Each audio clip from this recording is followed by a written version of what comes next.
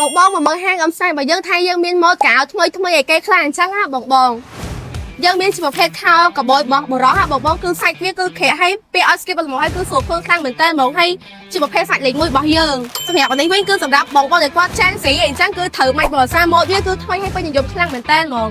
សំខាន់សាច់វាគឺស្អាតខ្លាំងហើយសម្រាប់បងដែលគាត់ចង់បានប្រភេទខោជើងកំប៉ុងក៏យើងមានដែរយើងមានពីពណ៌បងយើងមានពណ៌ខ្មៅហើយនិងពណ៌ទឹកប៊ិចនេះគឺសាច់ស្អាតគឺដូចគ្នាហ្មងហើយសម្រាប់អាវវិញគឺយើងមាន free size បងសម្រាប់អាវយើងដៃខ្លីនេះគឺបងពាក់បានទាំងបរិសុទ្ធនិងស្ត្រីគឺតែយើងមានច្រើនម៉ូតមែនតើមកសម្រាប់នេះគឺបងស្រីអញ្ចឹងហើយសម្រាប់ខោបងស្រីគឺយើងមានដែរបងសម្រាប់ម៉ូតនេះគឺតំចេញឲ្យពេញនិយមខ្លាំងមែនតើហ្មងបងគឺមិនផ្នែកមិនអំស្ទាយបងម៉ូតនេះស្អាតខ្លាំងបងនៅក្រៅហើយសាច់វាក៏ស្អាតដែរបង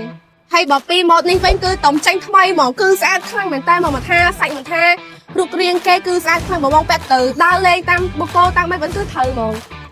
ផេតខោអញ្ចឹងក៏យើងមានដែរបងនេះខោយើងពាក់ធ្វើការឬក៏យើងទៅដើរលេងនៅផ្ទះក៏ពាក់បានដូចគ្នាហើយខោជើងខ្លីនេះក៏យើងមានដែរយើងនិយាយទៅគឺយើងមានច្រើនសាយច្រើនម៉ូតមែនតើបងខោយើងស្ទើរទៅធ្វើការឬក៏យើងទៅកម្មវិធីបានបងគឺសាច់វាទុំក្រាស់ស្អាតបងពាក់ទៅស្វិលល្ងយទាំងអស់ហ្មងបងពាក់ fit មួយអាវនេះគឺសមគ្នាមែនតើហ្មងអាច fit មួយគ្នាបានអាសាវាជាប្រភេទឈុតអញ្ចឹងពាក់ទៅធ្វើការក៏បានឬក៏ពាក់ទៅដើរលេងឬក៏ទៅកម្មវិធីបានដូចគ្នាបងហើយអ្វីដែលកាន់តែពិសេសគឺខាងហាងគឺមានប្រូម៉ូសិនរហូតដល់ 30% 50%បងគឺយើងមានច្រើនប្រូម៉ូសិនមែនតើមកសម្រាប់បងដែលគាត់មកមើលដល់ហាងក៏បានឬក៏បងទិញតាមអនឡាញក៏បានដែរយើងមានប្រូម៉ូសិនដូចគ្នាបងអរគុណ